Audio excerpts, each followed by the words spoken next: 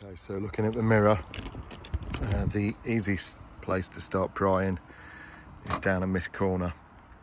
So I usually put one tool in there and then pry along the top. And then you pry this and pull it away. Step 2 is to pry the mirror glass out of the mirror housing. It's quite simple to do. And then once you're there, you can depress this little latch and then take the mirror off. Once the mirror's out, you need to get a Torx driver, a T10.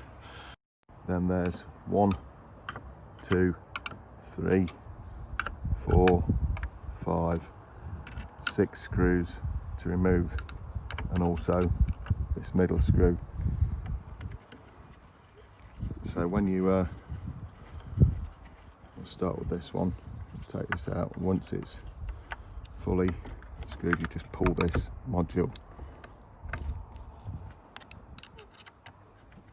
towards you,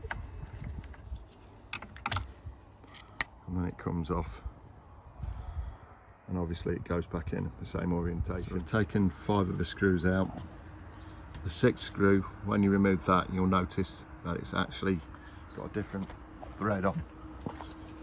And then when you pop round to the front of the mirror, or is it the back, there's also one just there as well, and they go into the plastic, so keep those aside, those 2 separately from these 5. So there's the difference between the threaded screws. So you see these ones are tap tights on the left, they go into plastic, and the others go into the metal housing. So at this point, this housing just has a little clip there, so tease it out of the way, and then you can remove that housing to gain better access. Give the indicator a sharp pull forward to remove this from over the lug. So if you're going to use a cut and splice method, I'll just trim some of this protective tape back so you've got a little bit longer with the leads to play with. One thing to note is that on the first one I've done on the other side is that you have to cross the wires, so brown goes to black, black goes to brown. So just cut the wires there, ready to splice. Put this one aside and then strip and tin these with a soldering iron. Then if you've got some heat shrink sleeving, you can put that on the longer end. So we've trimmed the connector off this as well, so we can strip and tin these. And like I was saying, on these longer ends, if you put a little bit of heat shrink sleeving, so when you join these up, which I'll do in the next step, and as I say, you join them up crossed, and you can put the sleeving in place to keep it insulated. So quickly test it, and you can